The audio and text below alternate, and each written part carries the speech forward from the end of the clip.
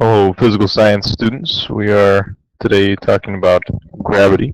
We just got done with our activity where we were discussing universal gravitation, and you did the PhET simulation for the gravity force lab.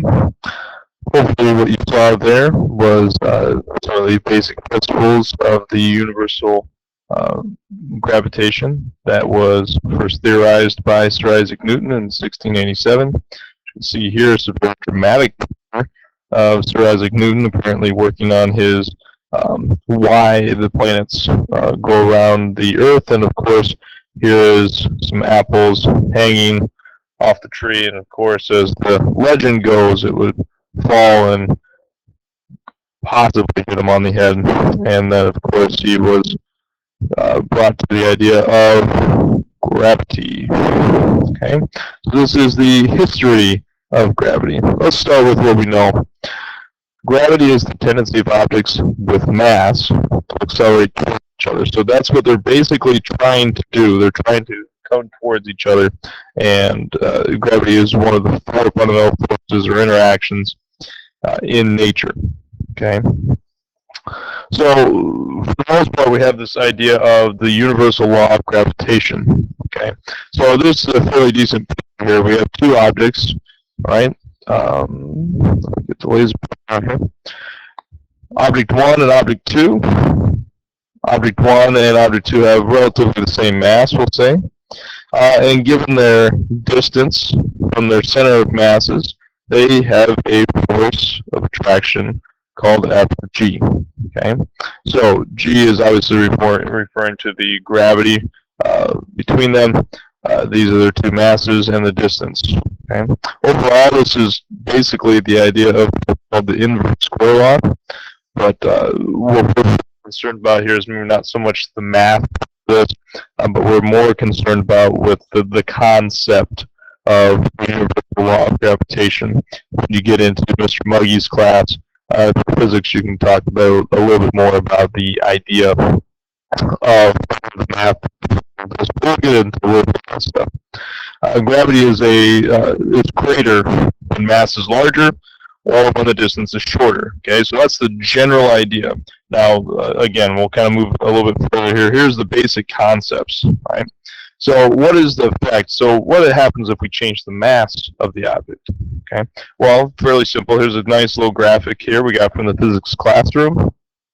If we double the mass, as you see here, so here's the original one, just to start off with that. So two equal masses here, forces, forces 1, we'll say. Okay, if we would double the mass of the system or one of the objects, the force would double. We quadruple the mass, the force obviously quadruples. So it kind of works that way. It's just like any other variable that just doubles when you're multiplying it. So if you double the mass, you'll double the force. If you quadruple the mass, you'll quadruple the force, so on and so forth. Okay, that one's fairly simple. Now here's the one that will kind of mess people up. The effective distance on gravity is actually a little bit different. Again, another graphic here from the physics classroom. Here's the original attractive force here, two equal forces or two equal masses, and here's the distance, right?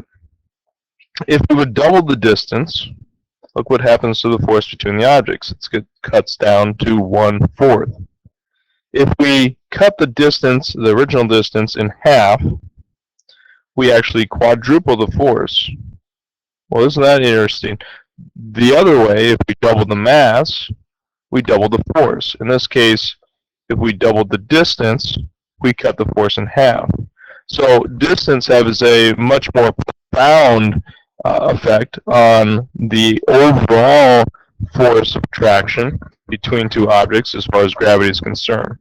Now, the way these are interacting is called the inverse square law. Now, the inverse square law happens a lot when we talk about electricity or when we talk about light.